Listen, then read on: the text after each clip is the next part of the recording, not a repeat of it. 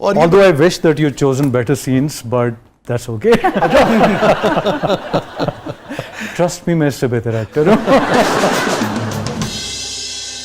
ठीक है, हम अगली मरतबा को बात है, आप हमें बता दीजिएगा कौन सा सीन आपको पसंद है. हम कोशिश करेंगे कि अगले सेगमेंट्स में हम उस सीन को दिखाएं जो अफान को खुद पसंद है अपना. आई एम श्योर कि इतने ज़्यादा सॉफ्टवेयर में से कोई चीज़ निकालना कोई इतना आसान काम नहीं है. हाँ. तो they did a great job, but thank you. चलिए जी, हमारी टीम के लिए बहुत सारी तालियां हैं. तो दिक्कत होती है इस किस्म के सीन करने में, इतना आपकी शख्सियत में सॉफ्टनेस है, मगर जनाब वो गला पकड़ लिया, गर्दन पकड़ ली और वो कर लिया. देखिए, गुस्सा करना मेरे लिए बहुत आसान बात है, क्योंकि मैं गुस्से का बहुत तेज हूँ. वाकई मैं दिखता नहीं हूँ ऐसा, but I am very temperamental. और मुझे अपना गुस्सा कंट्रोल करना सदियाँ ही गुजर गई हैं. अब तो इतनी उम्र हो गई है, अभी तक कंट्रोल नहीं कर पाया. अच्छा, वैसे आपको देख के वाकई ओवरऑल भी जब भी आपको स्क्रीन पे देखें, मिल के भी कभी नहीं लगता कि यार अफान को गुस्सा आता होगा? नहीं, शिद्दत से आता होगा, जिस शिद्दत से बहुत शिद्दत से. मैं बहुत गुस्सील आदमी हूँ, और मुझे ये अपने वालिद साहब से चीज़ मिली है. बट ये कि ज़ाहिर है पब्लिकली आपको थोड़ा कंट्रोल करना पड़ता है. पहले तो वो पब्लिकली भी नहीं कर पाता था. अब ये है कि वो महदूद मेरी ज़ात तक हो गया हुआ है. कोशिश ये होती है, बट ये है कि I am very hot headed. तो कैसे आपने ये मुमकिन बनाया कि इतना गुस्सा आता है मगर इमेज जो है वो एक धीमे आदमी का बन गया हो? अब मुमकिन तो मुझे नहीं लगता कि मैं बना पाया. I think I failed miserably at it. जो बहुत करीबी लोग हैं वो जानते हैं गुस्से का बहुत तेज़ हूँ. लेकिन over the period of time I don't know, मैं ये नहीं कहूँगा कि मैंने कोई बहुत ख़ास मेहनत की. आई थिंक उम्र के साथ आप वैसे ही थोड़े ढलना शुरू हो जाते हैं. बट इस पे मैं डिलिबरेटली काम कर रहा हूँ. करते हैं, वेरी गुड. कभी फेल हो जाता हूँ, कभी निकल जाता हूँ पतली गली से, तो देन आई फील हैप्पी कि यार ये मैंने एक बड़ा काम किया. मुझे बड़े काम की डेफिनेशन मेरे लिए ये है कि जिस दिन मैं अपने गुस्से को कंट्रोल कर लूँ, वो मुझे लगता है मैंने बहुत कोई मार्का मारा है. आपने बड़ी अहम बात की. बड़ा काम है क्या? क्या है? अपने आपको रोजाना की बुनियाद पे तामीर करना, तब्दील करना, तामीर करना. बिल्कुल सही लफ्ज आपने इस्तेमाल किया. तोड़ना भी और तामीर. यस. कुछ चीज़ों से रुकना और कुछ चीज़ों जो आपका मिजाज नहीं है उस तरफ जाना, और जो आपका मिजाज है उससे बाज़-औक़ात रोकना. वो जो कंफर्ट जोन से किसी भी सूरत में निकलना, यही जिंदगी है. और क्या. तो मैं गुस्से के बारे में मैंने ऐसे ही किया कि I started reading up literature on it, कि कैसे आप, क्योंकि मैंने एक डॉक्टर ने मुझे बताया था कि खुश रहना जो है ना, ऐसा नहीं, आपके यूड बी सरप्राइज्ड कि वो आपके सर्कमस्टांसेस पे कितना डिपेंड करता है. Only 10%. 40% is your genetic buildup. ठीक है. 50% is the techniques that you use. ठीक है. जिसमें वॉक है, मेडिटेशन है, माइंडफुलनेस है, किताबें पढ़ना है. यस, अपने आप को डाइवर्ट करना है. तो मैं उससे पे ये पढ़ता रहता हूँ कि थोड़ी मोटिवेशनल चीज़ें मुझे मिलती रहें, जिससे मुझे हौसला मिले कि नहीं यार इसको कंट्रोल करना. बहुत अच्छी बात है ये, बहुत ही गैर मामूली, बहुत ही उम्दा बात आपने की. क्योंकि देखिए, कोई भी जो आदतें हमें मिलती हैं अपने जीन्स के ज़रिए, डीएनए के ज़रिए, उन पे हमारा इख्तियार नहीं है. हमारा इख्तियार अगर है तो इसी पे है कि उसको पहचान के हम कितना उस पर तामीर हम उसको कितनी कर सकते हैं ना.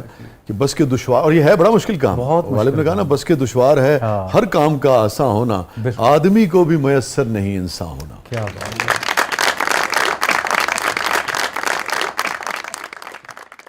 यही चीज आदमी को इंसान. Like one of my friends, I was telling her कि यार बस मुझे तो ऐसे लगता है कि जिंदगी में डीकंस्ट्रक्शन ही हो रही है. तो उसने बड़ी ज़बरदस्त बात की. वो गोल्डस्मिथ लंदन में पीएचडी कर रही है.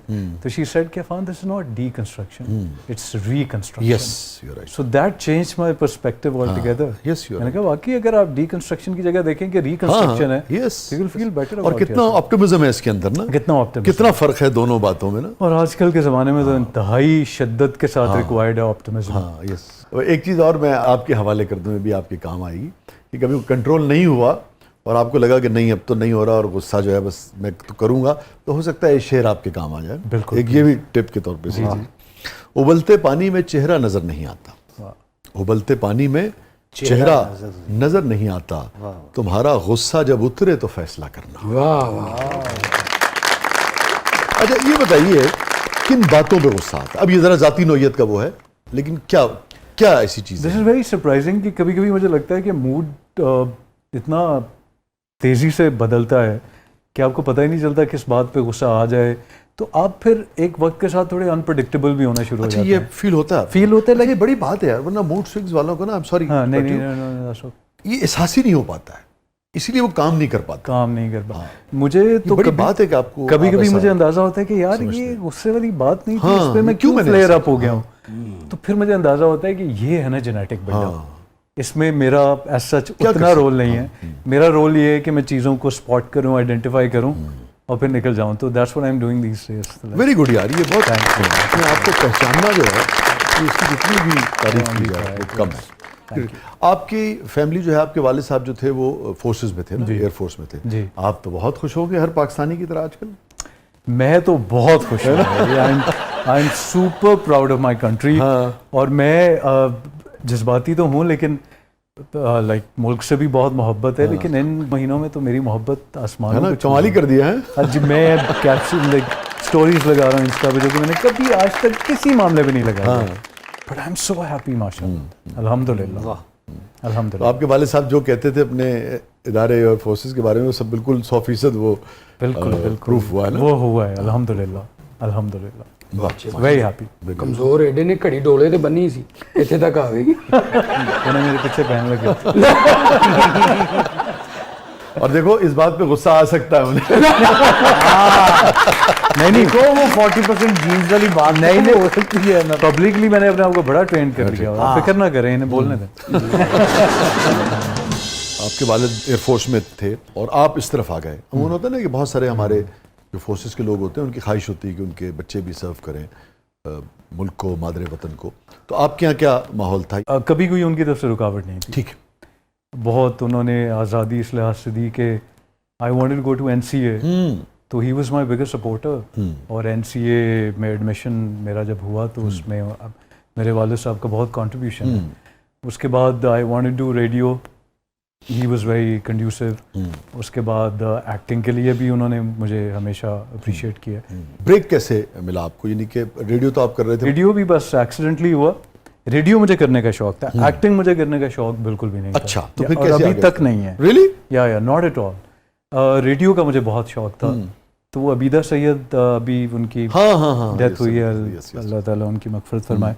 तो मैं किसी असाइनमेंट के लिए उनका इंटरव्यू लेने गया, तो उन्होंने मुझे कहा कि तुम बोलते बहुत अच्छा हो, तुम्हारी आवाज़ भी अच्छी है, आवाज़ अच्छी है, तो तुम रेडियो क्यों नहीं ट्राई करते? मैं अब बड़ी कल्चर्ड वॉइस है आपकी, बहुत अच्छी। Thank you so much, I am gonna remember this complement, cultured. बहुत कल्चर्ड वॉइस। तो वो उन्होंने मैंने कहा मुझे तो बिल्कुल रेडियो ऐसा, मैं इंटिमिडेट हो जाता, मेरे अंदर कॉन्फिडेंस बिल्कुल नहीं था, अभी भी इतना ज़्यादा नहीं है। तो उन्होंने मुझे कहा कि आपका ऑडिशन करते हैं। जब उन्होंने ऑडिशन लिया तो उन्होंने मुझे सुनाया तो मुझे यकीन नहीं आया ये मेरी आवाज़ है।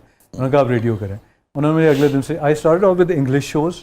उसके बाद फिर वो मुझे अखबार पढ़ाती थी और उर्दू बाकायदा मेरी ठीक हुई। इसलिए नहीं कि उर्दू बोलनी नहीं आती थी, हम लोगों का थोड़ा तलफ़ुज़ जो है ना वो, और या लहजा वो इतना उस लिहाज से सही नहीं होता। तो उन्होंने मेरा लहजा पहले बेहतर करवाया, उसके बाद मैं उर्दू शोज़ में आ गया और इसी तरह ज़िंदगी चल पड़ी। ये अफान बड़ी अहम बात है। कितने लोग होंगे जो ये कहेंगे कि अच्छा यार मेरा मैं बहुत कॉन्फिडेंट नहीं हूँ।